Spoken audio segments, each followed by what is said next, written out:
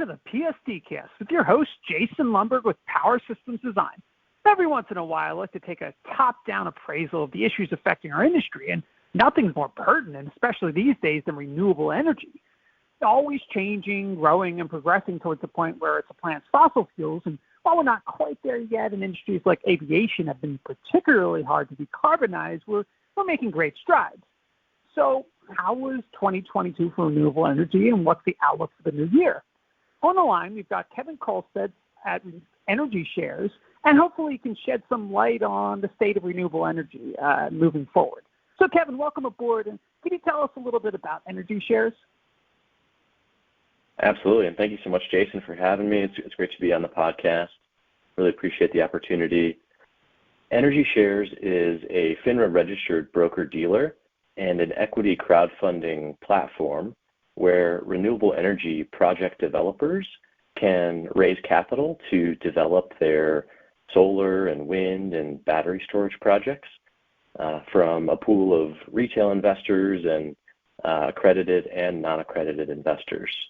So we're really excited to be FINRA licensed. We just got our approval to operate earlier this year in 2022 and plan to launch the platform in the marketplace in 2023 in Q1, and expect that renewable energy projects will be able to be listed on the website, and individual investors can come in and invest their capital into a renewable energy project and help make new wind and solar and battery storage projects possible.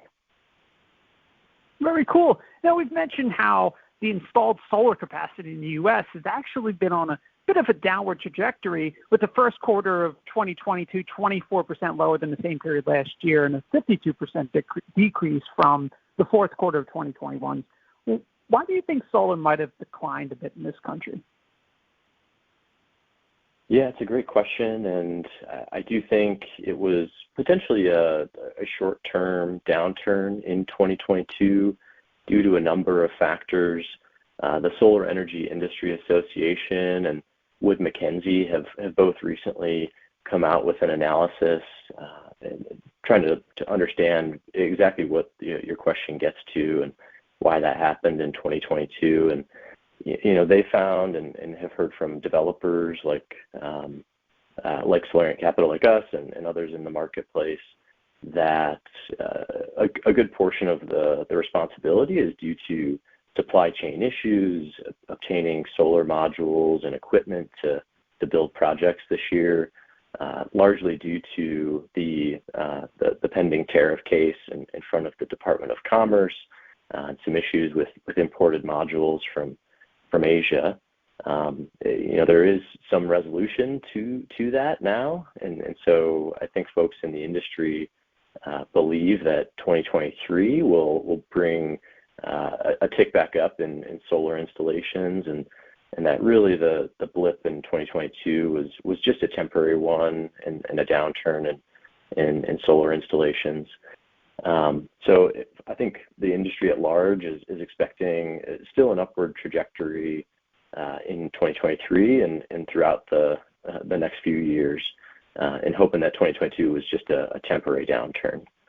I think it's also important to note, looking at quarter-to-quarter numbers, that there's often a rush in solar and wind projects to place them in service right at the end of the year and in the fourth quarter to capitalize on the tax equity requirements and installing a project by the end of the year. And so I know folks are furious right now in December trying to finalize their projects and place them in service to meet those goals right now in 2022, and then folks will get hard to work and do the same next year in 2023. Yeah, that makes sense. Now, the good news is during that same period, solar represented 50% of all new electricity generating capacity added to the U.S. grid. So while the overall installed capacity might have decreased, the percentage of the overall energy mix is solid. So what do you think could cause solar to continue gaining ground in the U.S.? Absolutely. Well, I think there's two really key fundamentals to the continued increase generation capacity from solar energy in the U.S.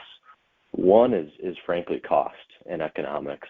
Right now, utility scale solar is the cheapest form of new energy generation in just about every state in the U.S.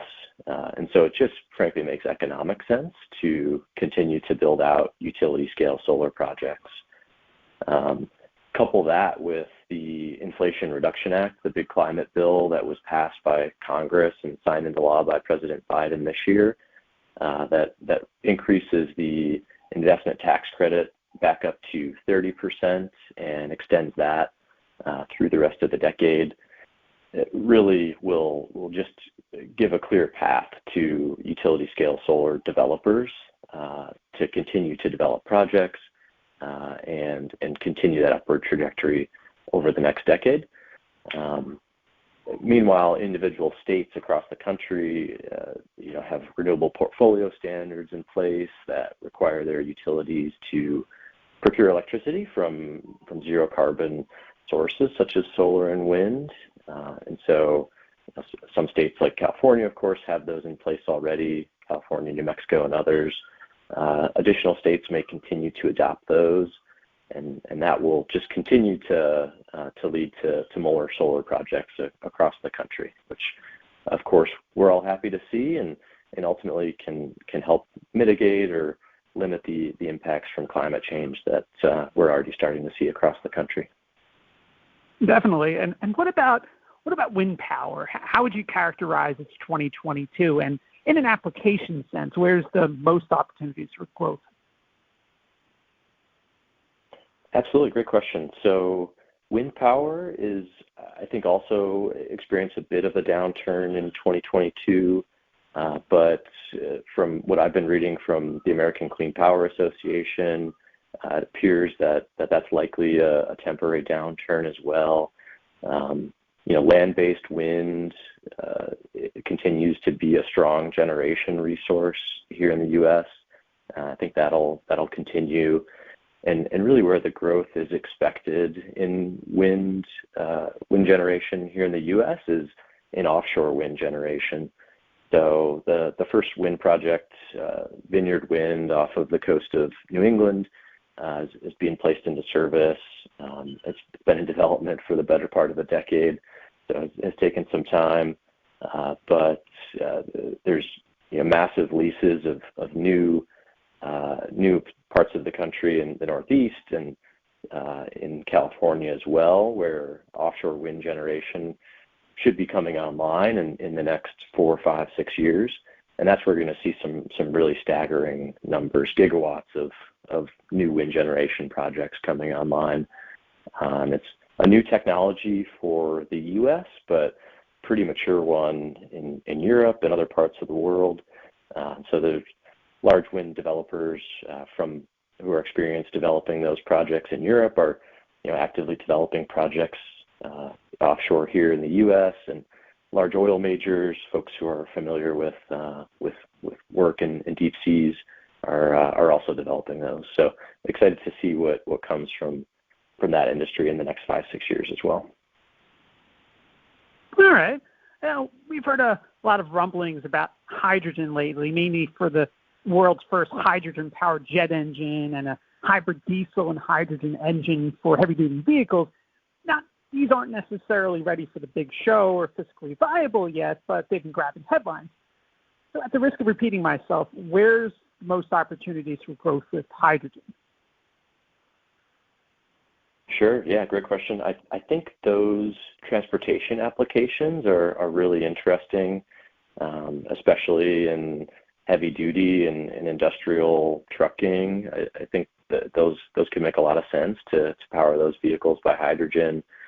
It'd be interesting to see if that can be applied to aviation as well, and commercial aviation. Sure, it'll take some time before that's ready for the marketplace, but excited to see what comes of that.